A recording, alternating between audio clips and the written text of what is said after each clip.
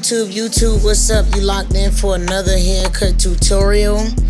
My name is Dee the Barber and welcome back to my channel. So first things first, we're gonna comb that hair out and we're gonna go ahead on and comb it in the direction that the hair grows.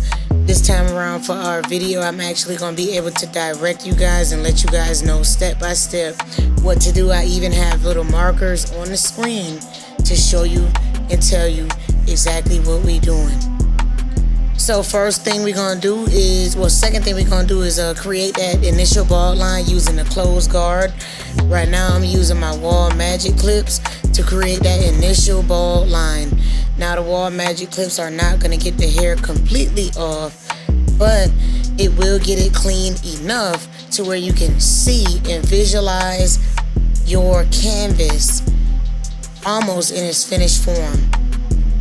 So go around the entire head with a closed lever using your scoop out method, making sure that your lines are symmetrical.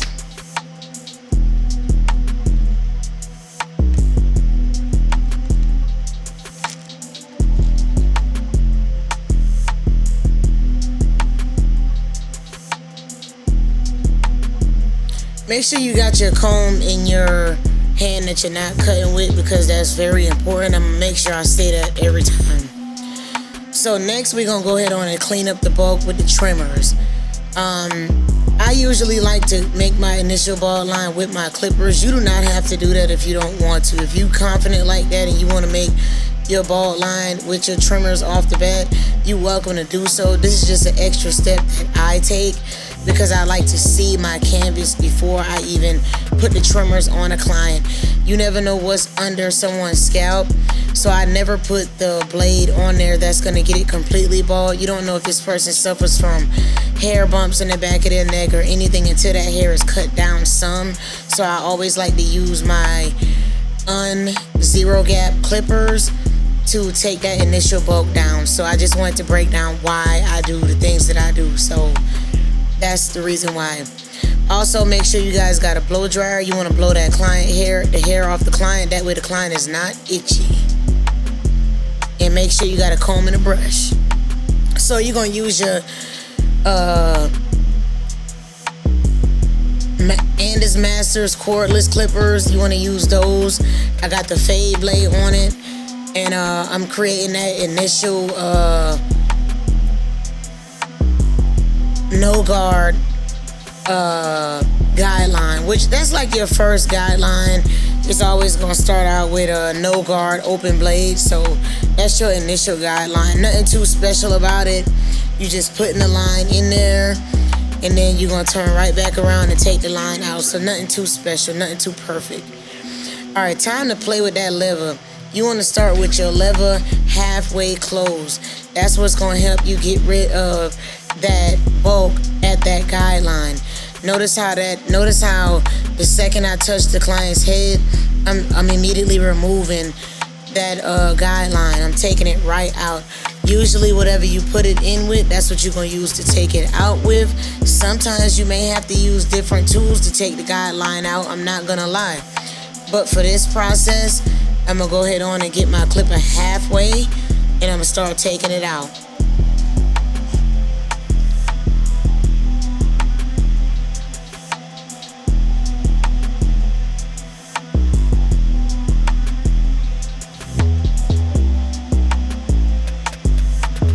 And I'm being real careful with it. I'm not doing like a whole lot. I'm being real careful with it.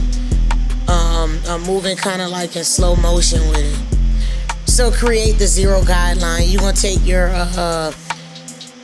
Andis Masters cordless and you're gonna open that blade all the way up and you're gonna use the big zero to create that initial zero guideline. And this is one of those times when you may have to use different tools. So in this video, I'm gonna be putting the initial guideline in with that big zero, but you'll see what I do on the next step. Okay, notice the switch up.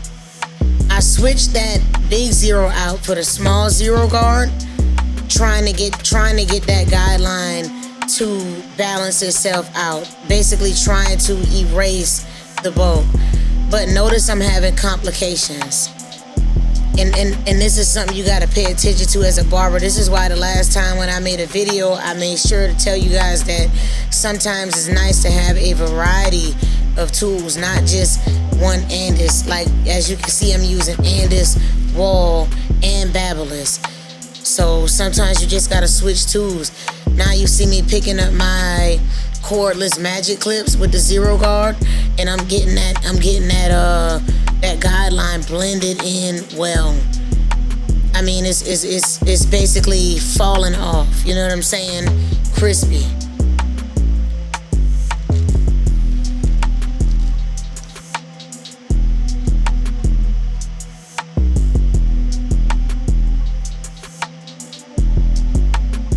Very nice, very nice, very nice. And like I said, sometimes you gotta switch tools. Don't be afraid to switch out your tools. That's why you should have a variety of things in your arsenal. Be sure to check out my other YouTube video where I discuss what I have in my kit. My kit is not the best. It's not the worst. Everybody is gonna have different tools in their kit, but my kit is great if you're just starting out for the most part. Other than my Andis Masters, I believe those are made for specifically professionals. You have to know how to fade with those, but definitely check out my other videos where I'm talking about the toolkit. But yeah, use different tools. Also, you want to make sure that you kind of scooping out. I made sure to go ahead on and put that in bold wording, because some people forget that it's a scoop method. It's not a slide. If you slide on that client's head, you're going to create a bald spot. It's going to be a big old patch in your client's scalp. Your client going to hop out the chair and want to put hands on you. Don't be sliding across their head. It's not the electric slide. You have to be scooping out. Look at how my wrist. Look at the flick of the wrist. It's the same thing. So make sure you're scooping out. And like I said, whenever you're taking out a guideline that you put in, you're always going to be playing with that lever, because people's heads shape differently. Some people's heads have ridges in it. You never know. So you want to make sure that you are studying your client's scalp and studying the way that their head shapes, because this is all going to help you create the best blend. Blow the client out. And next we're going to set with our 0.5 guard. I believe with this one, I went ahead on and used my wall magic clips. And like I said before, you want to make sure that you starting with an open blade. Open blade is always your starting point. You never start with a closed blade. Especially when you just starting out. Leave that to the professionals. You just starting out, don't start with a closed blade, because you can take the hair off, but you can't put it back. So you want to use the same scoop out method, and you getting that hair off of the client. And right now we just setting the guideline, so don't get too caught up in this part. We just setting a guideline. We're not fading just yet, because the fading is another word for blending, you know. So right now we just scooping that out and setting in that guideline, and we making sure that it's even all around the head. So nothing too much, nothing fancy, like I said before. Now we're gonna take our 1.5 open. Normally I don't do a fade and go straight to a 1.5, but when you have clients with curly to straight hair like this, it's easier if you go ahead on and put that 1.5 guard on there and then go back with the 1 to blend it. Usually I take my 1.5, and I'm really scooping right now, but usually I take my 1.5 and I go straight up, just because that's easy and you can see the formality of the haircut. Like sometimes, unless you get the bulk of the hair off, you can't see the haircut, and it's very important that you can see what you're trying to do to the client's head. Now we blending, and I put blend with one Guard P.W.L. P.W.L. it stands for play with lever. So you're gonna go take that one and play with that lever. You see me, I'm playing with the lever constantly. I'm going up, down with it. I'm trying to figure out what I need to set my clipper on. I'm moving my hand in small motions, not big motions. I'm blending right now. This is the fade part. And see, if you follow these steps when you're doing a fade, your fade might actually come out a little bit easier, because I went from a 0 to a 0.5 to a 1.5, then I went back to a 1, because after the 0.5 it's a 1 anyway. So make sure you're touching every step, but this is just an easier way to go about it, if you will. And see, I got that brush in my hand. I'm brushing and I'm going with it. So clipper over comb. With your clients with curly to straight hair, you always gonna have to have that clipper over comb. If you don't know how to cut a straight hair client's hair, don't try it at home. Try it on a mannequin first. Take a Walls course. Walls actually has a course that you can take where they teach you how to cut straight hair on a mannequin. But cutting straight hair, whenever you're doing the top, you're gonna need that clip over comb. Blow the client. Always make sure you blow the client. You don't want to leave him itchy, or you're gonna get bad reviews. So blow your client with that blow dryer. That's why you got it at your station.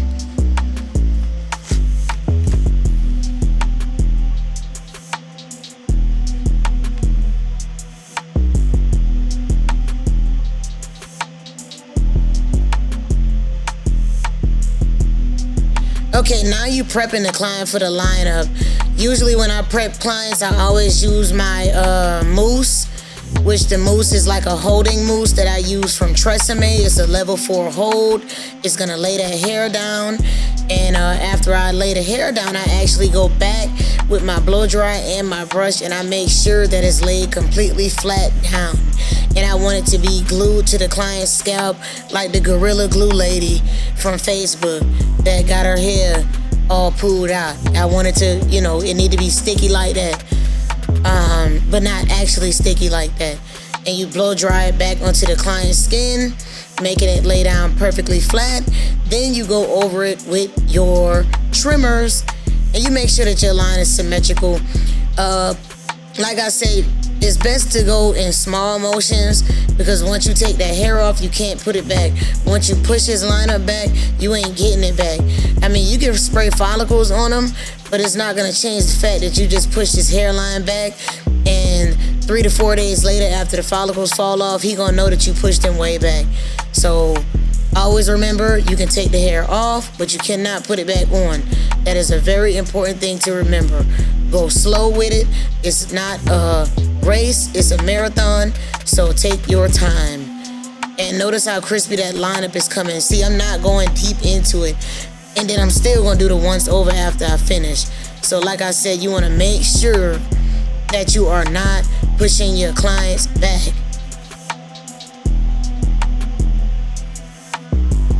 Okay, full services include a beard. I am not gonna show you guys me doing his lineup with his beard, but I did use my straight razor to go back over his beard. He wanted to keep his beard full. I grabbed a different pair of trimmers. Those are my Gamma Pros, because they're good for facial hairs and they don't create any redness, and they're not too sharp. So those are great for straight hair clients and kids and things of that nature, and also for the clients that get razor bumps.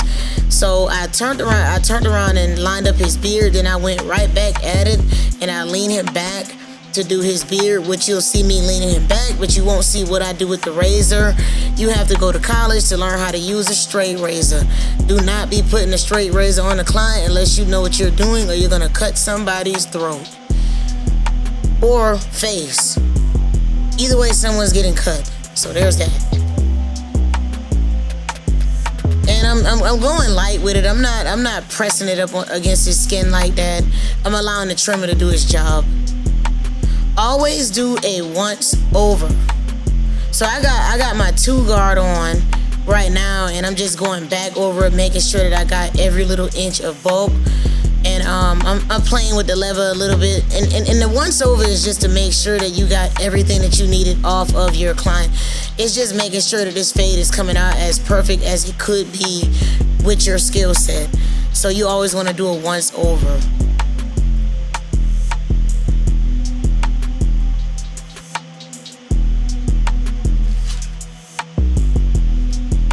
And I'm leaning him back to get the razor service done. So that's done. He's back up, and now we gonna do a So whenever you're doing like a once over or a second over, when a client is like wanting to keep like a bushy beard, I like to pull out my shears.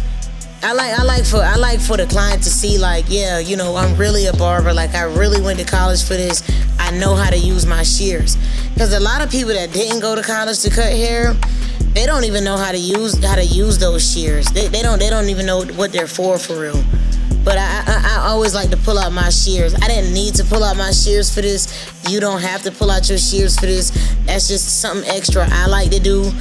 And it keep my tips looking good when I'm using all of the tools that my barber instructor taught me to use. Shout out to Central Texas Barber College because they made me who I am today.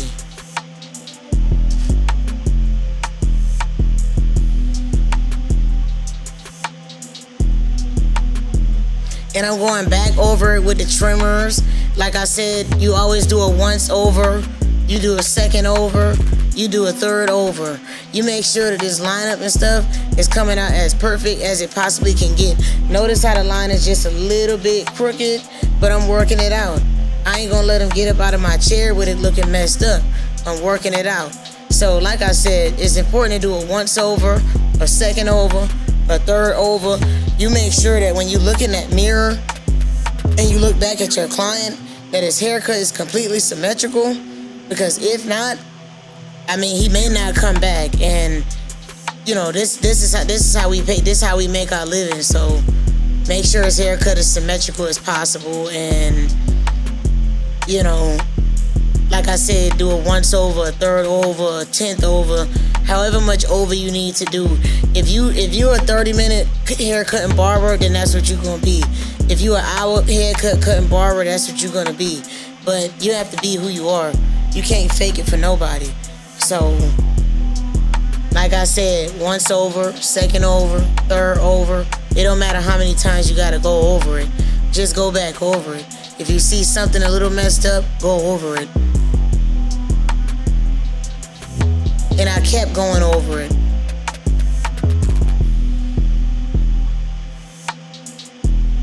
Brushing his hair down, going over it.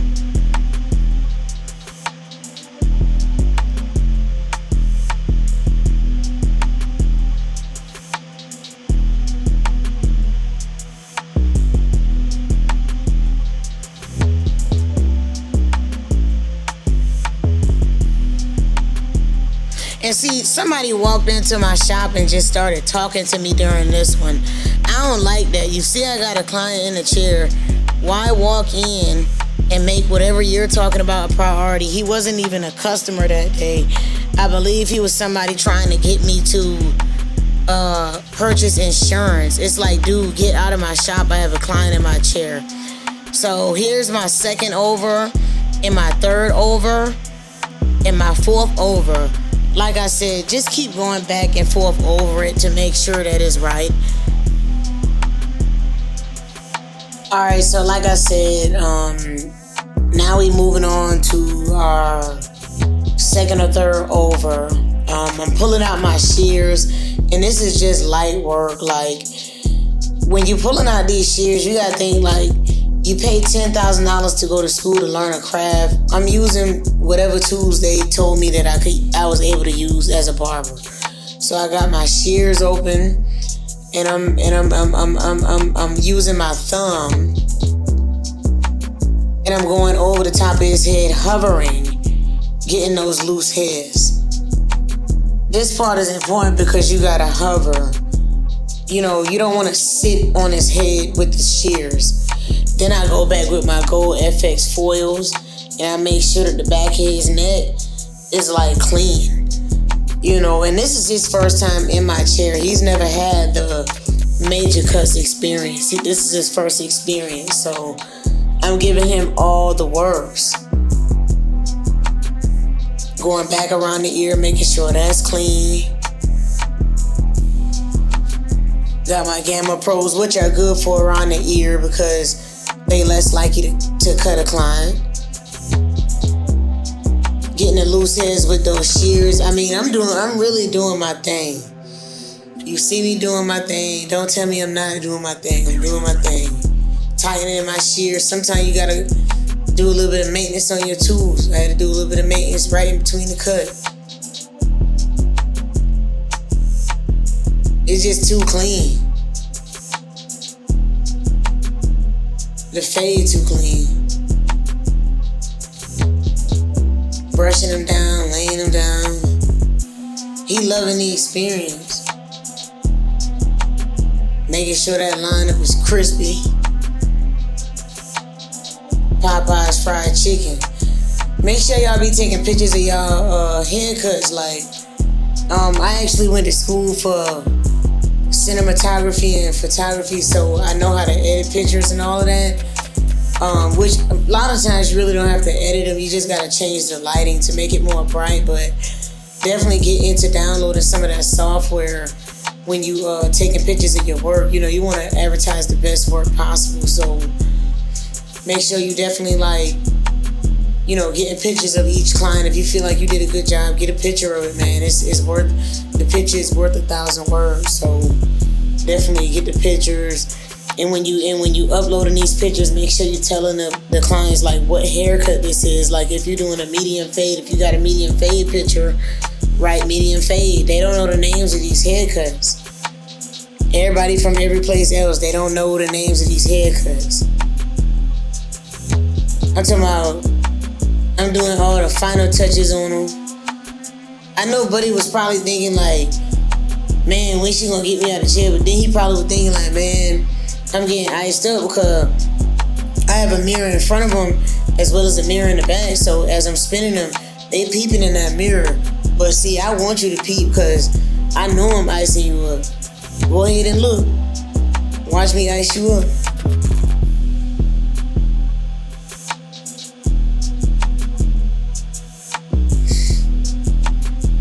And these are the kind of haircuts you want to be doing when you own your own shop. Even if you just owning your own chair, you know, you gotta put yourself out there for real and let your talent speak. Like you're getting paid off your conversation, but at the same time, your talent has to speak like for itself. You know what I'm saying? This is about talent. When people go to sports clips, they coming out of there and they probably not coming back. Even though it's a large chain, the only reason why they coming back is because it's cheap. But when you work in a regular barbershop and you charging people $30 to $50 a head, nah, you gonna get this work when you sit in my chair. I ain't about to play with your head or none of that. You gonna get this work.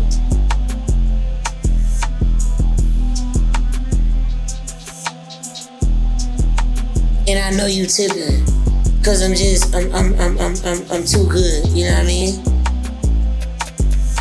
And I know you coming back. Folks don't even be buying the oil sheen. I be spraying the oil sheen like it's nothing.